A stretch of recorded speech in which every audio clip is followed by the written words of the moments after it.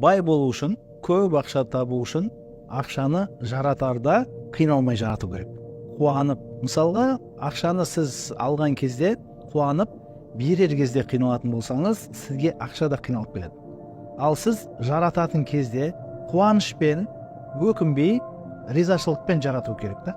Сонда сізге де ақша ризашылықпен күнделікті келе береді. Бірақ кәсіпте көбісімізде мынандай убеждение қалып кеткен, ескі бағдарламалар. Постоянно бола бермейді ғой дегенде, бүгін бар, ертең жоқ деген сияқты. Негізінде сіз қаласаңыз, сіздің миыңыз сенсе, постоянно күнделікті болады дегенге, ол күнделікті болады. Ақша айналымда жүрген нәрсе. Сол үшін ақша ол энергия. Болмай қалады деген ол ойдан шығарған жай ғана сенім. Ал сіз ақша күнделікті болады десеңіз, ол болады. Сол үшін көп ақша табу үшін ақшаны қиналмай жұмсаңыздар.